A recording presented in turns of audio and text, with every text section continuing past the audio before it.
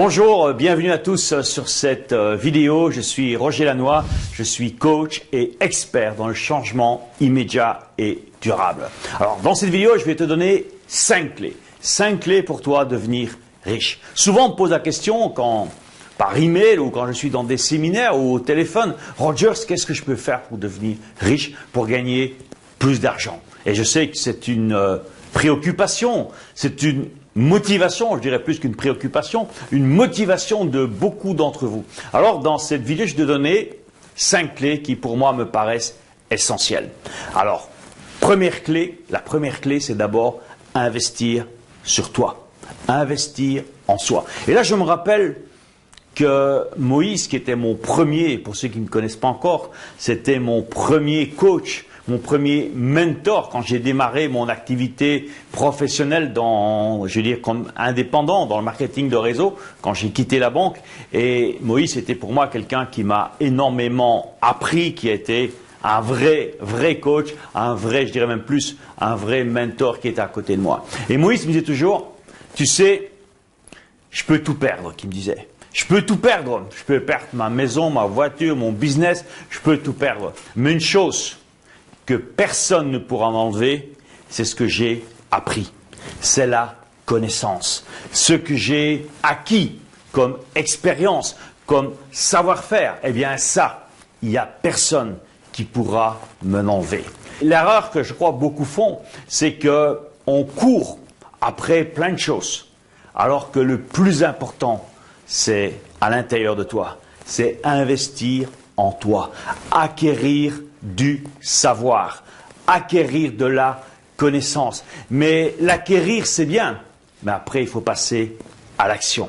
Donc, je te dirais, la première clé, c'est d'être conscient que c'est en investissant sur toi-même, c'est le meilleur pari que tu peux faire. Il n'y a pas, entre guillemets, permets-moi l'expression, un meilleur cheval que toi. Tu ne peux pas investir sur un cheval qui va gagner le tiercé. Le meilleur cheval, c'est toi. Investir sur toi. Deuxième point, deuxième clé importante pour toi justement, mais devenir riche, c'est avoir cette volonté. C'est un peu la continuité de la première clé. De te former dans tous les domaines. Pas seulement un domaine. Parce que parfois il y a des gens, ils sont formés sur un domaine, mais il y a plein de lacunes à côté. Et toutes ces lacunes, d'une certaine manière, elles viennent saboter ce qu'ils ont bien développé. Par exemple, eh bien, si tu deviens un expert dans la vente, et c'est vrai que si tu es en business, mais la vente, c'est quand même la clé. Parce que dans une entreprise où il n'y a pas de vente, tu peux avoir le meilleur service administratif, tu peux avoir le meilleur service technique, mais s'il n'y a pas de vente, eh bien tout ça ne sert à rien. La première chose qu'une entreprise a besoin, c'est vrai, c'est de la vente. Mais ça ne suffit pas. Et te former uniquement dans la vente, c'est pas suffisant. C'est bien, mais imagine que tu es un très bon vendeur, mais tu as oublié, par exemple, de savoir gérer tes émotions. Tu n'arrives pas à gérer tes émotions et à certains jours tu es au top et le lendemain tu es à terre. Je dirais même, tu peux être au top le matin, à midi tu es au milieu et tu redescends l'après-midi. Non, la clé, c'est non seulement d'être formé dans un domaine, mais dans tous les domaines qui vont avec ton objectif et avoir cette volonté de en permanence chercher à t'améliorer. C'est vrai, tu ne pourras pas acquérir la connaissance dans tous les domaines comme ça, par un coup de baguette magique, mais avoir un plan, je dirais, de développement formation. C'est hyper important. Et ce plan de développement de formation passe bien sûr par ta volonté de chercher en permanence à t'améliorer. Une autre clé, la troisième, pour toi, eh bien, transformer tes finances, pour toi pouvoir réussir au niveau financier, au niveau professionnel, eh bien, je te dirais, c'est comme moi j'ai fait à l'époque avec mon premier coach, mon premier mentor avec Moïse, c'est d'écouter ceux qui ont réussi. Apprendre, c'est une des clés pour moi de la PNL. Je suis certain que beaucoup d'entre vous, vous avez déjà entendu parler, vous connaissez un peu la PNL, la programmation neuro-linguistique. NLP en anglais, pour ceux qui connaissent les origines de la PNL, qui est quelque chose de très très puissant. D'ailleurs, c'était un des premières formations que mon deuxième mentor, je dirais après Moïse, Tony Robbins, a été un des premiers à suivre cette nouvelle connaissance, je dirais, qui s'appelle la PNL, fin des années 70, ok. Mais pour moi, un des outils les plus puissants qui est en PNL, c'est de savoir modéliser. Savoir modéliser. Modéliser, ça veut dire quoi? Eh bien, si tu veux réussir dans un domaine de ta vie, si tu veux, par exemple, réussir dans la finance, réussir dans le business, mais c'est d'avoir des modèles, des personnes qui non seulement vont te servir de modèle, mais elles vont aussi t'inspirer.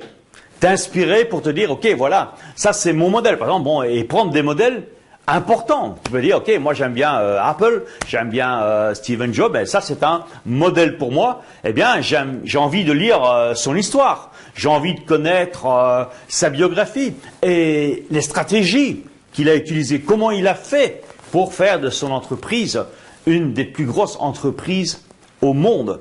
Savoir comprendre les schémas, c'est ça modéliser. Ça ne veut pas dire faire bêtement, comme certains font, du copier-coller. Ça, c'est pas modéliser. Modéliser, c'est prendre le modèle et s'en inspirer. Pas simplement passer dans la range Xerox une photocopie ou traduire d'une langue dans une autre langue. Ça ne marche pas. Il faut t'inspirer de la personne, mais aussi ajouter ta propre personnalité. Mais c'est important, les amis, d'avoir des mentors. Dans ma vie, ça m'a énormément aidé d'avoir quelqu'un comme Moïse, comme Tony Robbins par la suite, mais Moïse, c'est quelqu'un sur qui j'ai pu prendre exemple. À l'époque, j'avais une vingtaine d'années, et moi, ça m'a énormément aidé que d'avoir un exemple comme lui, mais pour pouvoir me rendre compte que, dans le fond, tout est possible.